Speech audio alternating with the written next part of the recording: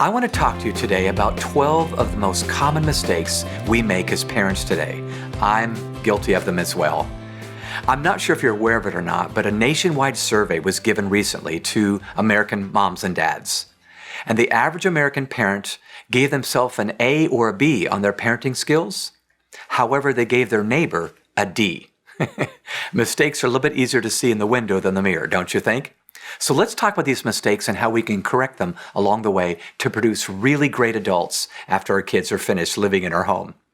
Mistake number 1, we won't let our kids fail. Now, I don't know any parent that wants their kid to fail. None of us want them to fail at academics or sports or relationships. But along the way, if we remove the very possibility of failure, if they realize I'm in a failure-proof world, it actually, first of all, prepares them for a world that is not like the one they're about to grow into as an adult.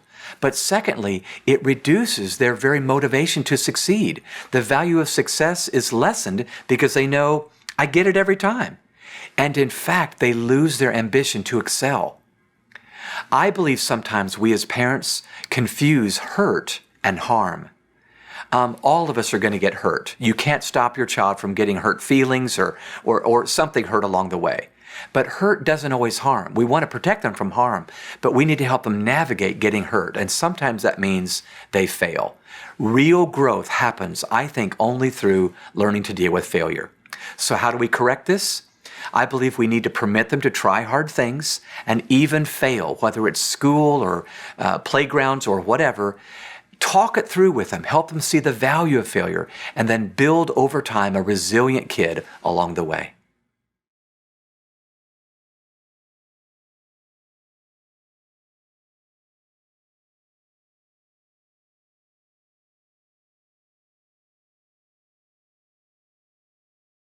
Mistake number 2, we as parents often project our lives on our kids. Now let me tell you why this is a mistake. First of all, I'm sure every one of us have seen a parent push their kid to make the grade, make the team, make the money, to become a doctor, an attorney, or some pro athlete, I don't know. In fact, haven't we all seen a dad in the grandstands of a Little League baseball game going bonkers over his 9-year-old son who made an error at third base? And we're all looking at that dad saying, hey, Dad, you're looking at your son. He's a future software programmer. He's not going to play third base for the Boston Red Sox. But it's like we're going crazy, almost as if we are living out our unlived life through our children. That's the baggage we have. When we're projecting on our kids, we're often pushing them or pressuring them to become someone they're not, but something we want to be. I think our baggage often leads to them having baggage as young adults, and none of us want that. So let me tell you a quick story. I know a principal that sat down with a mother who had come into his office in a rage because her child had gotten a bad grade on a test. As they talked through this paper, the principal told me, he said, I was amazed at how much this mother knew about this paper, almost as though she knew every line of the paper. And suddenly he realized the mother had written the paper for the child. She was mad that she had gotten a bad grade on the paper. The point was she was projecting her life and her child was the victim of this incident. So to correct this, parents, find your identity in something larger than just your children. Of course, they're part of it, but we've got to have a life outside of our kids so we're able to empower them to become the people they are called to be and strengthened to be by God.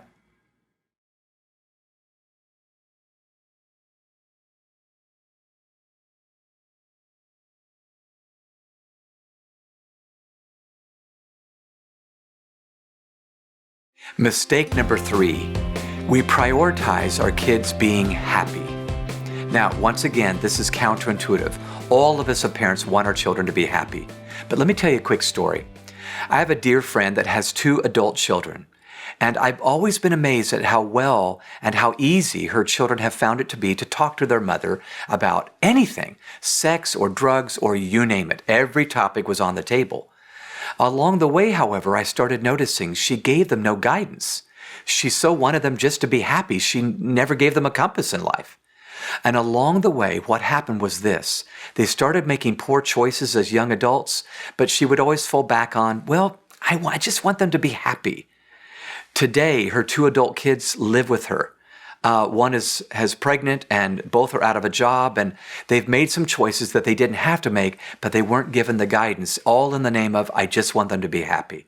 Now, when happiness is a goal, it becomes very elusive and almost always disappointing. I want to encourage you as parents to teach your kids that happiness is not a good goal. It is a wonderful byproduct of pursuing, identifying your gifts, and serving them up to people, and then along the way finding that happiness sneaks up on you. So let me help you correct this.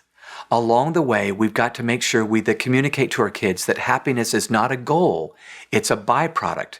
It's something that sneaks up on you if you pursue finding what your gifts are, serving them up to people along the way, and then allowing happiness to find you.